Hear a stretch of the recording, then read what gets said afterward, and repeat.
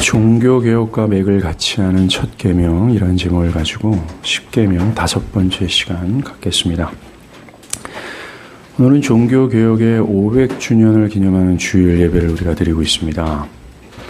1517년 11월 1일입니다. 비텐베르크 성체교회 문에 95개의 조항 방방문을 박은 루터의 행동은요, 기독교뿐만 아니라 세계 역사 전체의 흐름을 바꿔놨다라고 대부분의 역사가들은 말합니다. 그렇게 말할 정도로 종교개혁은 세계사의 흐름을 바꿔놓는 큰 전환점이었다라는 것이죠. 인류 역사상 가장 위대하고 영향력 있는 사건은 바로 종교개혁이었다라는 것입니다.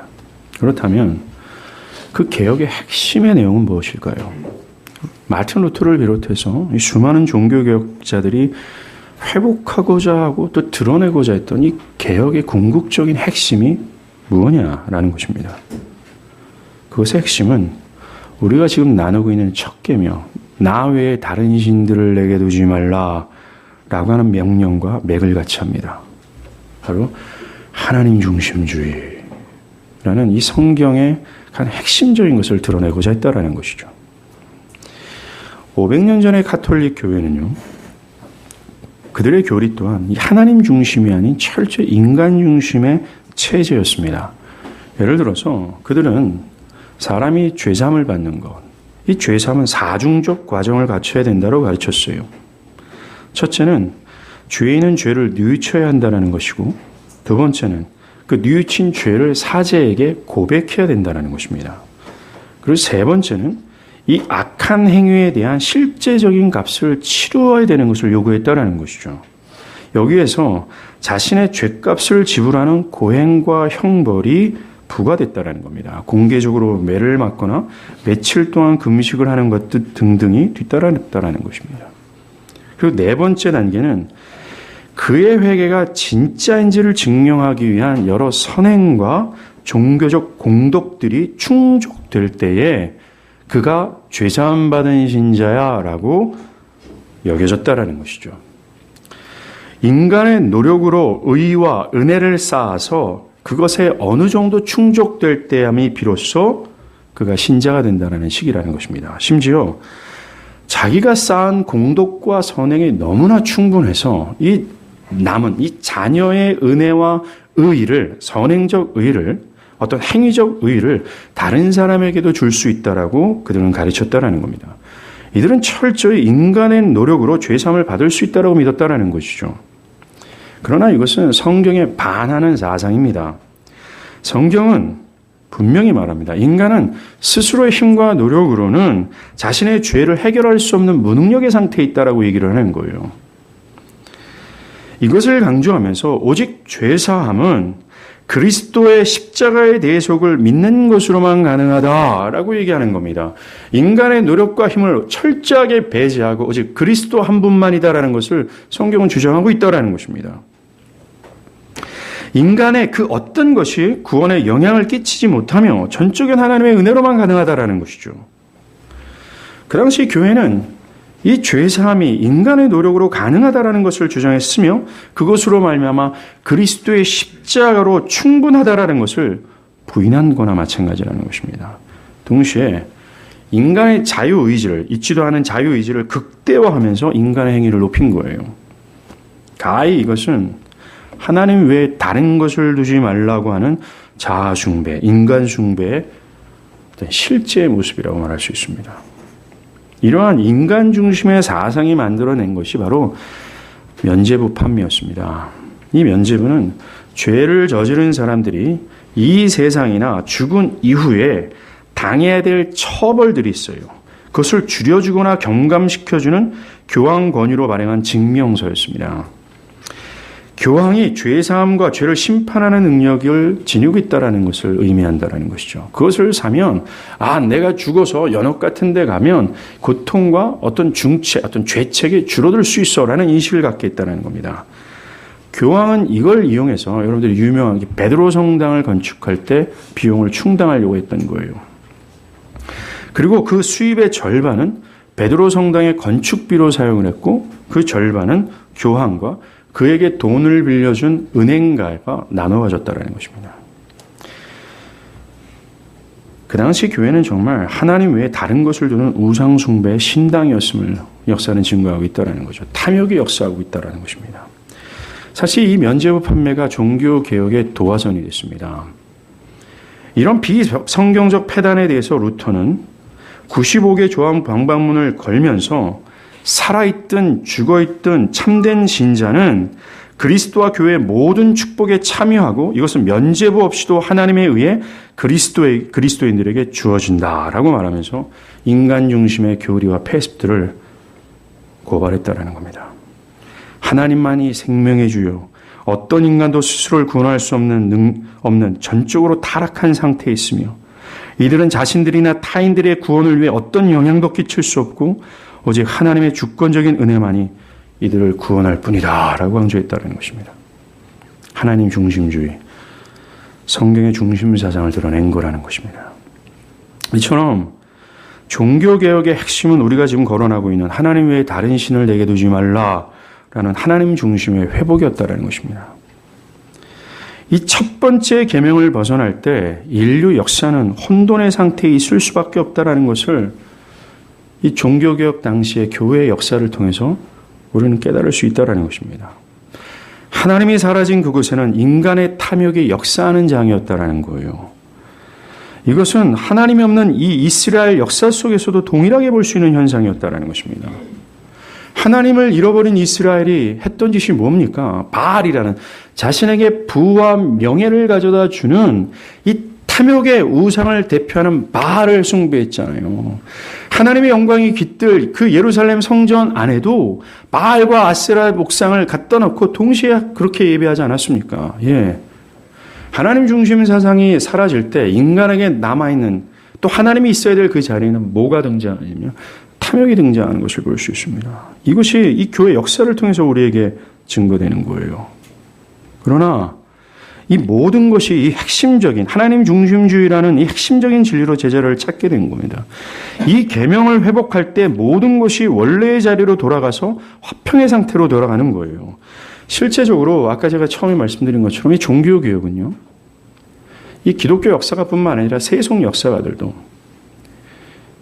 인류 모두에게 가장 큰 역사며 인류 역사상 가장 큰 영향력을 끼친 인류의 역사의 어떤 흐름을 바꾸는 가장 파괴적인 역사가 바로 이 종교개혁이었다라고 판단을 하고 있다, 평가하고 있다는 것입니다. 종교개혁이 없었다면 미국이라는 나라는 없습니다. 왜냐하면 미국을 세운 청교도가 세워지지 않았기 때문에 그렇죠. 그뿐만 아니라 종교개혁은 법과 정치에 지대한 영향을 미쳤습니다. 그 후에 모든 것이 달라졌어요. 문학과 예술도 영향을 미쳤습니다. 과학의 영역에도 지대한 영향을 끼쳤어요. 종교개혁 이전에는 모든 과학적 탐구와 노력은 교회 통제를 받았습니다. 이런 분야의 자유를 가져다 준 것은 종교개혁이었어요. 뿐만 아닙니다. 이 종교개혁은 인류의 존엄에도 매우 지대한 영향을 끼쳤습니다. 개혁 이전에는 개인의 존엄이 심각하게 훼손되었습니다. 그런데 인간의 존엄과 자유를 되살린 것이 바로 이 종교개혁이었다는 거예요. 하나님 중심이라는 종교개혁은 이처럼 세계사의 흐름을 바꿔놓는 중대한 역사였습니다. 모든 것이 제자리를 찾게 된 거예요. 하나님 중심주의가 회복될 때 교회는 교회다워지고 인간은 본연의 어떤 존엄이 회복되어지고 모든 것이 정상적으로 돌아가게 됐다는 것입니다. 다르게 말하면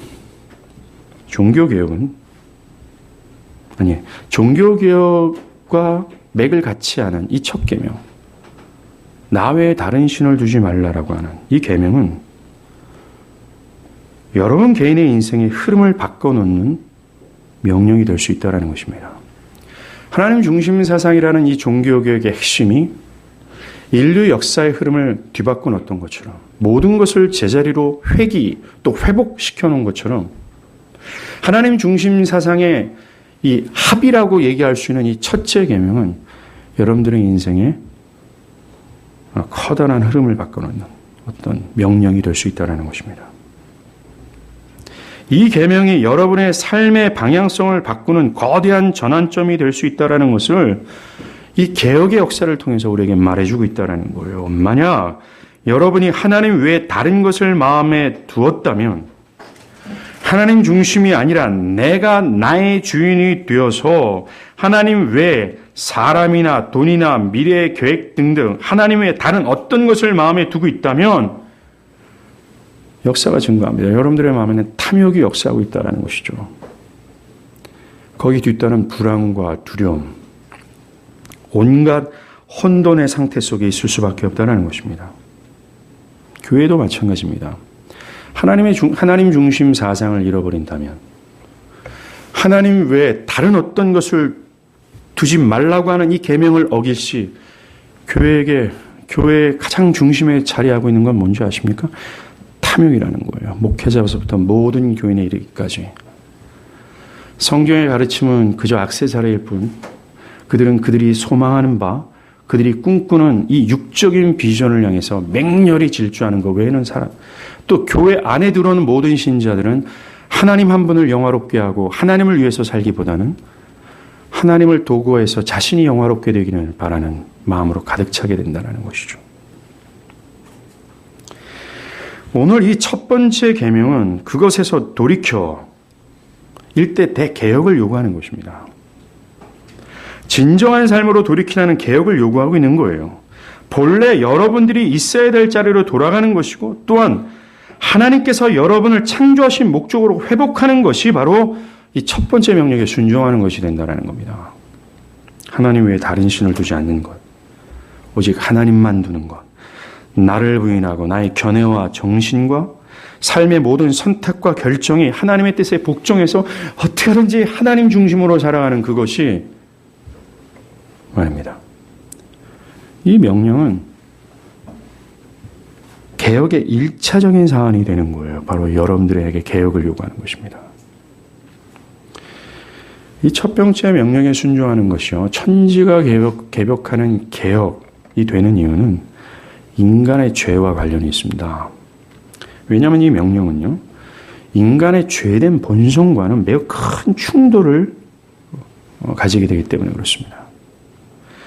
창세기 3장 1에 이 타락한 인간의 죄의 본질은요, 자신을 하나님으로 여기는 자아 숭배, 그게 바로 죄의 본질이라는 것입니다. 성경은 어떤 부도덕한 행위를 죄라고 얘기하지 않아요. 만약에 부도덕한 행위를 죄라고 얘기했다면 예수님 당시의 바리새인들은 죄인이 됩니까? 의인이 됩니까? 의인이 될 수밖에 없습니다. 그들은 상당히 도덕적이었고 종교적이었기 때문에 그렇습니다. 그런데 분명 그들도 모든 행위와 삶이 종교적이었고 도덕적이었음에도 불구하고 예수님은 그를 향해서 뭐라고 얘기합니까? 회칠한 무덤이요, 심지어 너희 아비는 마귀야 라고 주님은 말씀하셨기 때문에 그래요. 성경에서 말하는 죄의 본질은 바로 이겁니다. 자아숭배라는 거예요.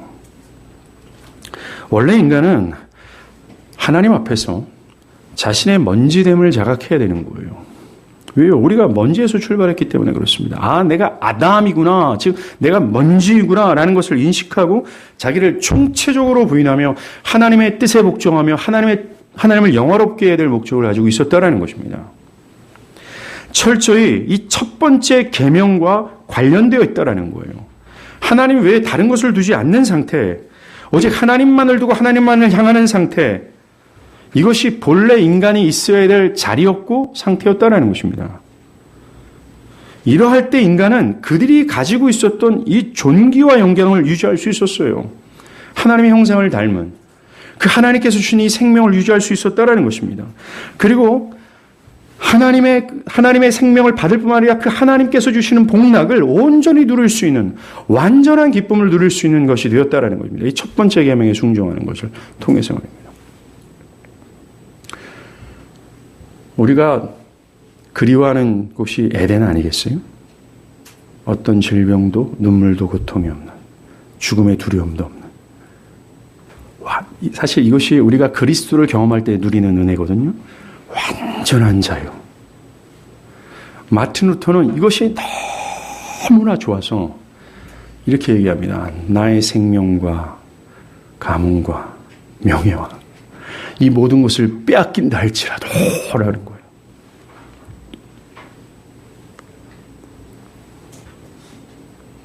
우리가 이 첫 번째 계명의 상태에 있을 때 우리는 하나님과 교제하며 완전한 복락과 기쁨을 누릴 수 있었던 것입니다. 그러나 인간은 스스로가 여호와 하나님이 아닌 내가 하나님이 되어서 하나님의 뜻에 복종하는 것이 아니라 내 뜻에 복종하며 하나님이 아닌 나를 영화롭게 하게 된 거예요. 타락한 인간은 오직 자기가 주인이 되어서 그 어떤 것의 통제를 받지 않은 방종과 오만방자함에 빠지게 된 겁니다. 이러한 자아숭배, 자기숭배가 죄의 본질이고 이것의 결과가 무엇입니까? 바로 지금과 같이 된 겁니다. 혼돈과 무질서와 고통과 죽음의 저주가 뒤따르게 된 거예요. 인간사회에 나타나는 이 끔찍스러운 범죄 행위 있잖아요. 모든 고통들, 어이없이 정말 벌어지는 이 수많은 일들의 원인이 인간이 제자리를 벗어난 것, 그것이 원인이라는 것입니다. 다시 말하면 하나님 외에 다른 신을 둔 것, 하나님 외에 자아숭배를 한 원인이 그 결과가 지금처럼 되었다라는 것입니다. 우리는 여기서 한 가지 기억하고 넘어갈 것이 있어요. 그것은 이 첫 번째 계명이 말하는 본래 뜻이라는 겁니다. 뭐겠습니까? 인간이 잃어버린 소중한 것이 무엇인가를 지금 말해주고 있는 거예요. 인간이 되찾아야 될 가장 핵심적인 것이 무엇인지를 말해줘야 되는 겁니다. 여러분들의 인생에서 가장 중요한 화두며 모든 세상 사람들이 자기 행복을 위해서 그 모든 행복을 집착하며 그것을 추구하며 살아가듯이 여러분들이 온 마음과 뜻과 정성을 다해서 집착하며 추구해야 될 가장 중요한 화두가 바로 이것이라고 얘기하고 있는 거예요. 여러분이 가장 궁극적으로 필요한 것이 이거라는 거예요. 불안과 두려움과 저주에서 자유할 수 있는 길이 바로 무엇인지를 말하는 겁니다. 뭡니까? 바로 하나님이라는 거예요. 첫째 계명이라는 겁니다. 여러분이 이 첫째 계명으로 돌이키는 것이 바로 개혁이라고 얘기하고 있어요. 돌이킴이라고 얘기하고 있는 겁니다. 종교가 궁극적으로 말하고자 하는 요구하는 사항이라고 얘기하는 겁니다. 저는 여러분에게 도전하고 싶습니다. 여러분들은 정말 이 첫째 계명으로 돌이키는 경험을 하셨습니까? 여러분들의 의지와 본성이 하나님 외에 다른 것을 두지 않고자 하는 다른 모든 것을 혐오스럽게 여기며 오직 하나님만을 향하고 하나님만을 두고자 하고 있습니까? 그리고 많은 세상 사람이 돈 안에서 행복을 추구하고 자녀의 성공을 위해서 행복을 추구하고 은행 어카운트 안에서 안정을 찾으려고 하는 것처럼 그 모든 것을 배제하고 하나님 안에서 기쁨을 누리고 하나님 안에서 안정과 하나님 안에서 복락을 누리고자 하는 의지와 성향과 본성이 여러분에게 있냐라는 것이죠. 이런 참된 개혁이 있지 않다면 하나님은 여러분들을 탐욕스러운 자로 여기며 심판을 거두지 않게 될 거라는 거예요. 이 첫 번째 계명은 인간이 진정으로 살 길이 무엇인지를 우리에게 말해주고 있다는 것입니다. 창세기 3장에서 인간이 하나님을 버렸잖아요. 그렇게 스스로가 하나님이 될 때 인간은요, 자신을 능가하는 신은 없다라고 생각합니다. 그리고 이들의 삶의 궁극적인 목표는 자기 행복이 되는 거예요. 하나님이 본래 의도하셨던 하나님 안에서 막 기쁨과 행복을 찾는 것이 아니라 자신의 힘의 영역 안에서 행복과 기쁨을 찾으려고 하는 거죠. 에레미야 2장 13절은 이런 얘기를 합니다. 내 백성이 두 가지 악을 행하였다라고 얘기해요. 첫째는 생명의 근원 대신 하나님을 버린 것과 라고 얘기합니다. 두 번째는 스스로 웅덩이를 판 것인데 그것은 물을 저축하지 못할 터진 웅덩이라고 얘기합니다. 참된 기쁨의 근원 대신 하나님을 버리고 인간 스스로가 판 모든 수고와 노력으로 어떻게 만든 그 어떤 것을 통해서 행복을 누리고자 했다라는 거예요. 근데 그것은 물을 가둬둘 수 없는 터진 웅덩이라고 얘기하는 거예요. 우리가 돈과 명예와 그 어떤 것을 위해서 나의 행복을 위해서 그 어떤 것을 추구할 때 그것은 나에게 어떠한 만족도 못 준다라고 얘기하는 거예요. 예스!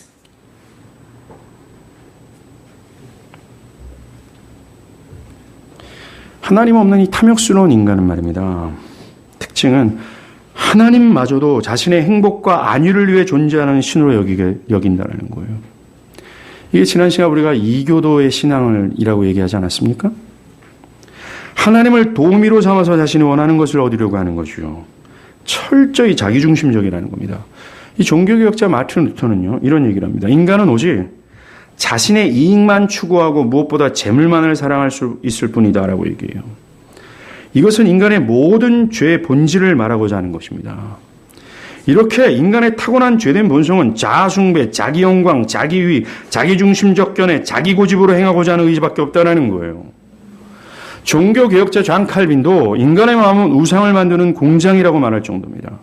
매우 자기집착적이라는 것이죠. 이 자아숭배의 열매가 다른 신을 섬기는 것으로 나타나는 거예요. 지난 시간 우리가 배운 것처럼 이 우상숭배의 근원은 자아숭배에 있다라고 얘기했잖아요. 이 자아숭배의 뿌리를 둔 것이 바로 우상숭배라는 표면적으로 나타나는 겁니다. 나에게 있는 자녀, 아내, 남편, 돈, 견해, 가치관, 스마트폰 그 어떤 것에 집착하고 이것을 뺏으려 하거나 손해를 입히는 것이 있다면 죽이려고 달려든다는 겁니다. 사람들은 자아숭배라는 인생의 최고의 목표에 집착하며 사는 거예요. 자기를 사랑하는 것입니다. 자신이 신이고 자신이 우주의 중심이 되어버린다고 생각을 하는 겁니다. 아마도 현대인들이 생각하는 신앙을요, 로버트 슐러라는 이 대표적인 인본주의적 설교자라고 말할 수 있습니다. 이 사람이 말한 내용으로 대변할 수 있습니다. 그는 자아를 사랑하는 것은 인생의 근본 의지며 또는 근본 의지이어야 한다라고 주장합니다. 그는 자신을 사랑하는 것이 진정한 신앙이다라고 얘기하는 겁니다. 현대인들은 자신들이 하나님께 사랑을 받고 있는 것이 자신이 그럴 만한 가치가 있다라고 생각을 하고 있다라는 거예요. 예수님께서 나를 위해서 죽으신 이유는 내가 그 정도로 존귀한 자이기 때문이다 라고 생각을 한다라는 것입니다. 자신들 스스로가 타락해서 하나님께 은혜를 받을 자격이 없다라는 이 성경적 개념이 완전히 뒤엎어버려진 거예요.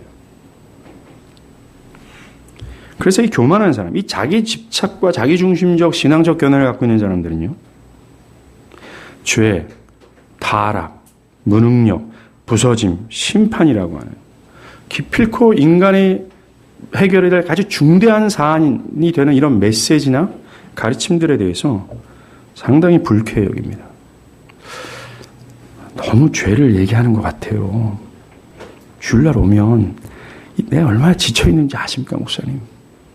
내가 얼마나 피곤한데요.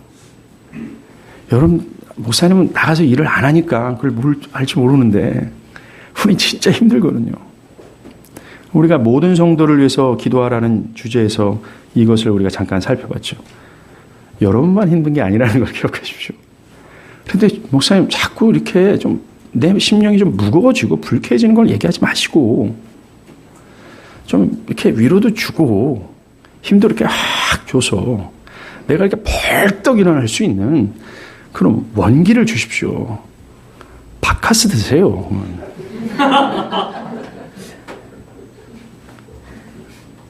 성경은 우리에게 가장 궁극적인 행복을 향해서 우리에게 메시지를 전하고 있는 거예요. 그러나 교만하고 높아진 사람들은 그런 것들에 대해서 상당히 불쾌하게 여길 정도로 반응한다는 겁니다. 예수님은 이런 자만심에 가득한 바리새인이 아니라 하나님이여 나는 죄인으로소이다 나 좀 불쌍히 여겨주세요 라고 한탄했던 세리를 의롭다 여기셨다는 거예요.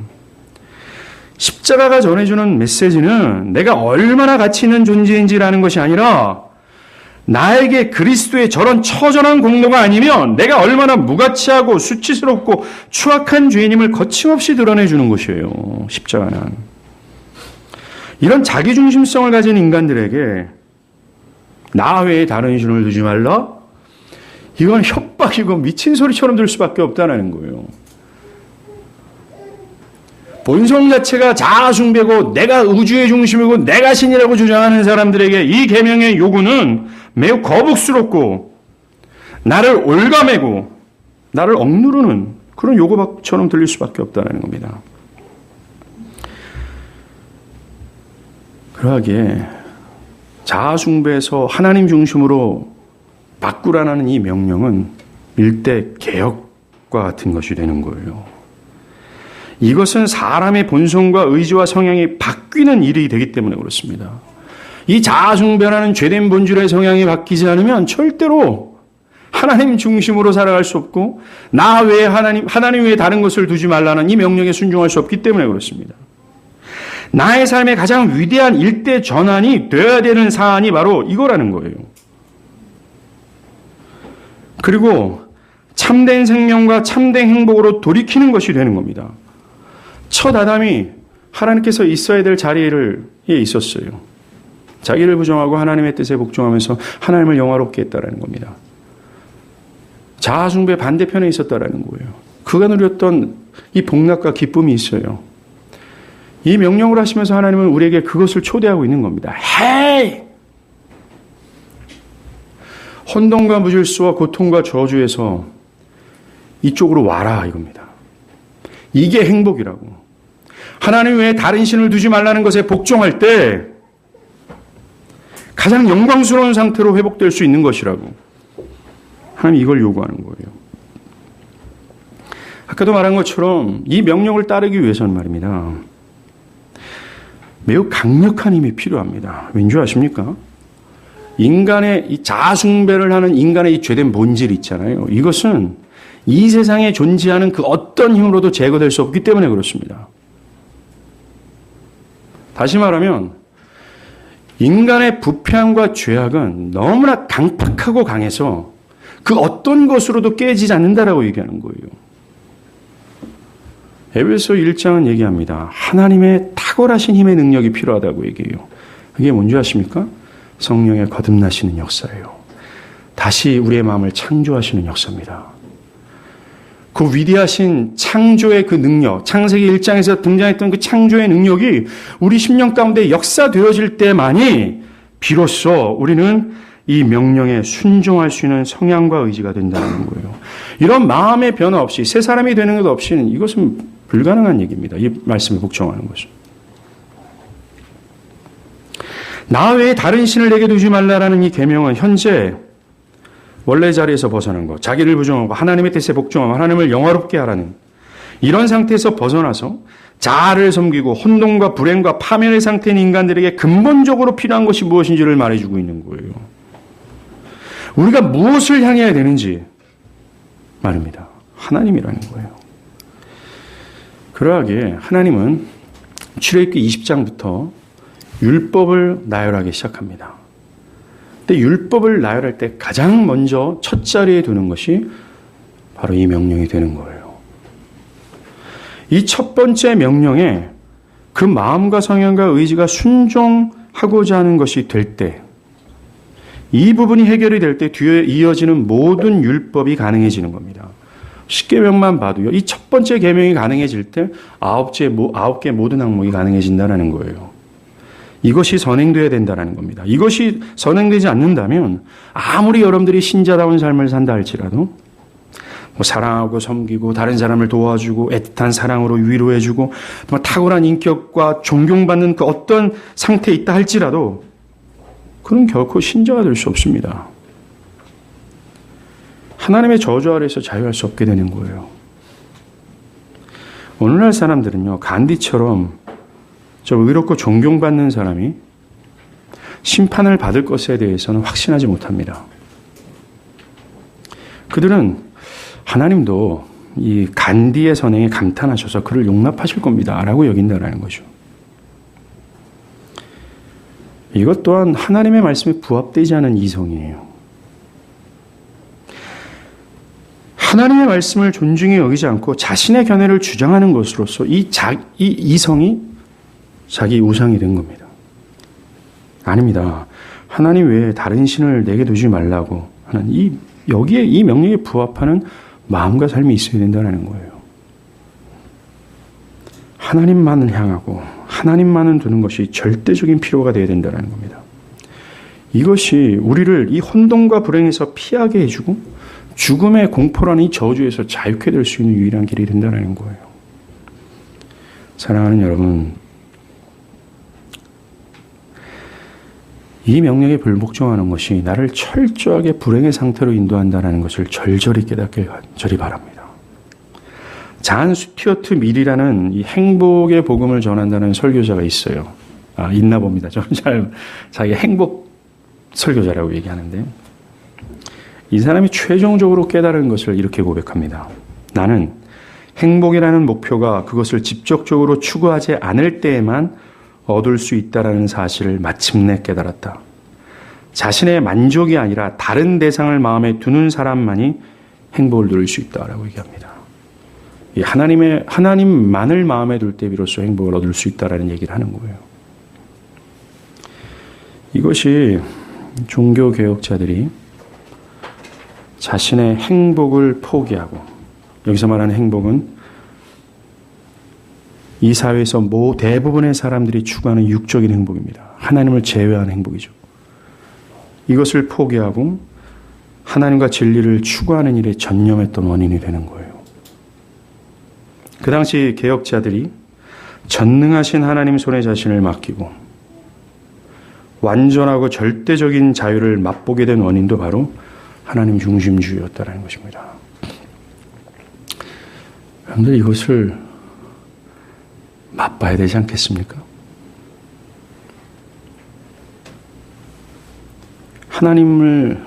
하나님만을 마음에 둘 때 오는 그것이 너무나 좋아서 진척과 명예와 그 모든 것을 빼앗긴다 할지라도 그래도 충분함을 느낄 정도의 그 기쁨, 행복.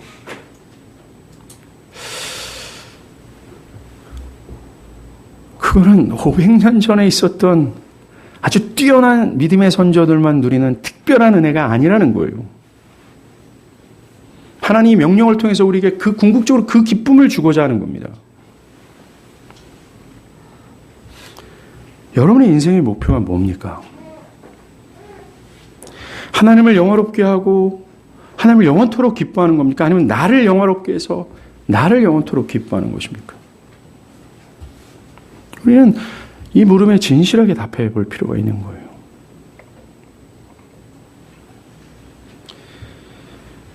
여기까지만 보더라도 이 명령은요, 인간의 자기 숭배를 겨냥하고 있다는 것을 알게 됩니다. 나 외에 다른 신을 내게 두지 말라라는 것은 나 자신을 하나님으로 여기는 것을 포기하라는 거예요. 이 말은 나의 전 인격에게 명령되는 겁니다. 나의 내면 세계, 나의 견해와 정신을 포기하라는 겁니다. 나의 의지와 성향 자체를 내려놓으라는 얘기예요. 그리고 나의 삶의 영역 안에 있는 여러분의 가정과 사업과 직장과 추구하는 정말 청년들은 지금 연애하는 몇 명 없지만 비극적인 상태입니다. 여러분들이 정말 죽을 것처럼 사랑하는 그 사람들을 포기하라고 얘기하는 겁니다. 그리고 하나님만을 섬기고 하나님을 즐거워하며 나의 인생의 목표가 되어야 된다라고 얘기하는 거예요. 다른 것을 허용할 수 없다라고 하는 하나님의 명백한 선언입니다. 명백하다라는 거예요. 하나님이 당신이 사랑하는 사람들에게 가장 먼저 요구한 것이 바로 이거였어요. 왠지 아십니까? 이 명령에 복종하는 것이야말로 원래 인간이 가졌던 이 존엄과 영광스러운 삶을 회복하는 길이기 때문에 그렇습니다. 가장 큰 행복, 참된 기쁨과 기쁨을 누릴 수 있는 길이 되기 때문에 그래요. 이 명령에 순종하는 것이 사람들이 살 수 있는 생명의 길잡이기 때문에 그렇습니다. 그래서 하나님은 당신이 사랑하는 자들에게 이 명령을 요구했다라는 거예요. 구약에 이스라엘의 첫 번째 이스라엘이 누굽니까? 아브라함이었어요. 갈대아 우르에서요, 하나님이 아닌 우상에 집착하며 살아갔던 사람 이 아브라함에게 처음으로 요구한 것이 이 명령입니다. 하나님은 그에게 처음으로 창세기 12장 1절에 나타나셔서 너는 너희 고향과 친척과 아비집을 떠나 내가 네게 보여줄 땅으로 가라라고 명령하셨어요. 하나님은 아브라함이 그동안 의지하고 소망했던 모든 것을 버리라고 얘기했다는 겁니다. 그리고 그가 살아갈 곳도 그가 결정하는 것이 아니라 뭡니까? 하나님이 결정하시겠다라고 말씀하시는 거예요. 하나님은 그에게 다른 신이 될 수 있는 모든 것들을 내려놓으라고 버리라고 얘기한 겁니다. 그의 의견이나 그의 견해가 중요하게 된 것이 아니라 중요한 것은 하나님이 지시할 것, 그 뜻이 된 겁니다. 하나님이 아브라함의 절대적인 주인이 되시겠다라는 거예요. 그렇습니다. 아브라함이 하나님의 은혜 안으로 들어오기 위해서 지금까지 살아왔던 모든 삶의 패턴들이 있잖아요. 견해와 고집들이 있잖아요. 자아 숭배를 하는 것을 버려야 이것을 따를 수 있게 되는 겁니다. 하나님은 아브라함에게 나 외에 다른 신을 두지 말라, 이것을 요구하는 것이나 마찬가지라는 거예요. 하나님의 주권적인 은혜로 종되었던 애굽 땅에서 건짐을 받은 이스라엘 백성들, 시내산에서 하나님이 이제 율법을 명령하실 때 정말 사랑하고 택하시고 사랑하는 이 백성들에게 처음으로 요구한 사항이 뭡니까? 이 계명이었다라는 거예요. 동일하게 교회도 마찬가지입니다. 하나님은 교회를 극진히 사랑하세요. 성경 그것을 드러내시고자 이렇게 말합니다. 하나님의 독생자 그리스도의 핏값으로 사신 교회라고 얘기해요. 하나님은 아들의 핏값을 주면서 사드린 교회는 가장 가치 있고 영광스럽고 사랑하는 백성들이라고 얘기합니다. 그런데 가장 사랑하는 자들에게 처음으로 명령한 것이 이 명령이에요. 모든 것을 다른 신이 될 수 있는 요소를 버리라고 얘기하는 거예요. 이때까지 어떤 의견, 견해가 중요한 것이 아니라 참된 지혜가 되시며 진리의 기준 되신 그 하나님의 뜻이 가장 중요하다고 얘기하시는 거예요. 우리 주님께서도 너는 마음을 다하고 목숨을 다하고 주 여호와를 사랑하라고 말했습니다. 자기를 부인하고 예수를 따라가라고 말씀하셨어요. 이 주의 말씀도 이 첫째 명령과 관련이 있는 겁니다. 이 명령은 다시 말하지만 하나님을 잃어버렸던 여러분들에게 개혁을 요구하는 거예요. 또한 이것이 될 때만이 비로소 하나님 백성이 되는 시작이 되는 것입니다. 우리가 비록 회심했다 할지라도 우리는 교회가 지속해서 또 반복해서 개혁해야 되는 것처럼 우리도 마찬가지라는 겁니다. 왜 그렇습니까? 우리는 끊임없이 이 자아숭배를 하고자 하는 이 옛 자아가 역사하고 있기 때문에 그래요. 어떤 성령의 충만함이 나를 사로잡지 않으면 우리는 쉽게 너무나 빨리 이 자아숭배로 돌아가는 형편에 있기 때문에 그렇습니다. 그렇기 때문에 누구도 나에게는 우상이 없습니다라고 말할 수 없어요. 그런 사람들을 향해서 요한일서는 뭐라고 얘기해요? 거짓말하지 말라고 얘기하는 겁니다. 그래서 바울은 나는 날마다 죽는다라고 얘기하면서 자신이 자아숭배를 목표로 하는 이 어떤 옛 본성을 날마다 죽임으로 말미암아 하나님만을 섬기고자 나는 그럴 필요성이 있다라고 고백을 하는 겁니다. 우리는 날마다 개혁이 필요하죠. 500년 전에 개혁이 어떻게 일어났습니까? 하나님 말씀으로 일어났어요. 똑같습니다. 나에게 개혁이 일어나기 위해서 필요한 건 이건 따라하지 않아도 됩니다. 하나님 말씀이에요. 말씀을 듣고 읽고 묵상하는 겁니다. 여러분들이 종교적 견해가 만든 하나님이 아닌 성경에서 계시는 하나님을 알아가는 거예요. 그 하나님을 알아갈 때 우리의 심령은 하나님께 매료가 되어서 하나님만을 두게 될 거예요. 여러분들, 우리 안에 있는 우상을 제거할 수 있는 길은 한 가지입니다. 우리가 집착하고 있는 그 우상보다 탁월한 우상을 드리는 거예요. 그게 바로 하나님입니다. 이걸 통해 하나님을 알아가십시오. 이걸 통해 개혁은 시작되어지고 개혁의 중심인 하나님 중심 사상으로 우리를 몰고 갈 수 있다는 거예요. 아까 제가 하나님 외에 다른 신을 두지 않는 것, 이것이 모든 불행에서 피하는 것이고 죽음의 공포라는 죄의 저주에서 자유케 되는 길이라고 말씀을 드렸어요. 이걸 들으면서 어떤 분은 목사님, 예수를 믿는 것이 그 길이 아닙니까? 라고 하실지 모릅니다. 그 말이 맞습니다. 그리스도인이 되기 전에는 하나님 외에 다른 신을 두는 것은 불가능하기 때문에 그래요. 그리스도인이 되는 유일한 길은 그리스도인적 삶을 살아가는 것으로 안 돼요. 어떤 유의 종교적인 체험으로도 안 됩니다. 그리스도를 구주로 받아들이는 것 외에는 안 되는 거예요. 아무리 복잡한 사고를 하는 사람이든 고등교육을 받은 사람이든 사부전적인 사람이든 아무리 단순한 사람이든 그리스도인이 되는 문제에 있어서는 반드시 동일한 길을 거쳐야 된다는 거예요. 동서고금을 막론하고 누구에게나 마찬가지입니다. 예외가 없어요. 예수께서는 철저하게 배타적인 말씀을 합니다. 나로 말미암지 않고는 아버지께로 올 자가 없다라고 얘기했어요. 예수를 구주로 받아들이지 않고서는 그 누구도 아버지를 섬길 수 없으며 아버지를 사랑할 수 없다라고 얘기합니다. 그 이유는 모든 사람이 죄로 인해 하나님으로부터 분리됐기 때문에 그래요. 모든 사람이 매우 의도적으로 하나님께 범죄했고 그것에 따른 죄값을 지니고 있습니다. 오직 십자가에서 이루신 그분의 대속의 사건만이 이 죄책의 문제를 해결할 수 있어요. 그리고 인간은 그 어떤 것도 여기에 보탤 수 없다라는 겁니다. 우리는 아무것도 할 수 없다라는 거예요. 나의 죄사함을 위해서 말입니다. 그리고 이 그리스도의 공로를 받아들이는 유일한 도구도 믿음뿐입니다. 믿음이 뭡니까? 성령을 통해서 나를 깨우는 거예요. 아, 내가 숭배받을 존재가 나는 먼저구나. 나는 아무것도 아닌 존재구나라는 자기 자각서부터 믿음은 시작됩니다. 그리고 내가 하나님께 형벌받기에 마땅한 죄인임을 깨달아 두려움 가운데 가장 가련하고 겸손한 모습을 이 양손을 펼쳐서 하나님 나 좀 살려주시면 안 되겠습니까? 이게 기독교가 말하는 믿음이라고 얘기하고 있어요. 성경은 바로 그 순간 우리는 사망에서 생명으로 옮겨주고 이 죽음의 나라에서 아들의 나라로 옮겨지는 겁니다. 그리고 그 순간 우리는 하나님의 자녀가 되고 하나님의 백성이 되는 거예요. 그 순간 이 계명이 나에게 엄중한 것이 되어지고 아들 그리스도를 죽이시면서까지 하나님께로 돌이키고자 하는 그 하나님의 패션과 하나님의 그 열정을 깨달아 하나님 외에 다른 분을 섬길 수 있는 것은 없구나. 나의 믿음의 대상은 없구나. 이것을 인정하게 된다는 것입니다.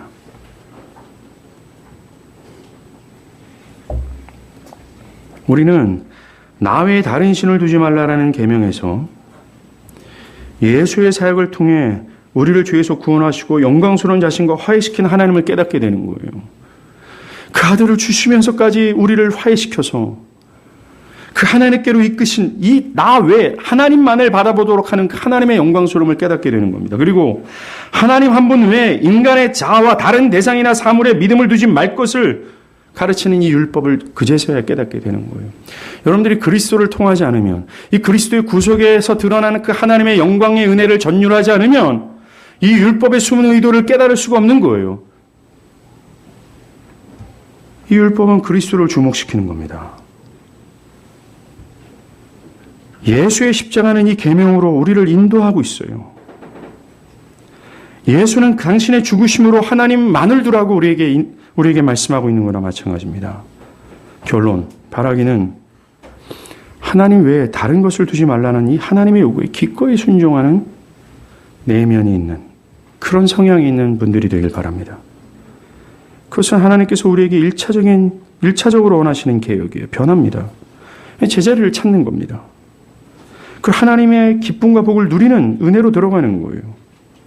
하나님이 이 계명을 통해서 우리의 일부를 원하는 것이 아니라 우리의 전부를 원하고 있다는 거예요. 그리고 우리는 개혁된 이후에도 끊임없이 내 안에 하나님 외에 다른 것이 자리 잡고 있는 이 우상을 성령을 통해서 날마다 목배임을 당하는 그런 수고와 어떤 분투가 필요함을 깨닫길 바랍니다. 바랍니다. 나 외에 다른 신을 두지 말라고 하는 이 하나님의 쟁쟁한 음성이 여러분들 영혼에 울려 퍼지길 바랍니다. 기도하겠습니다.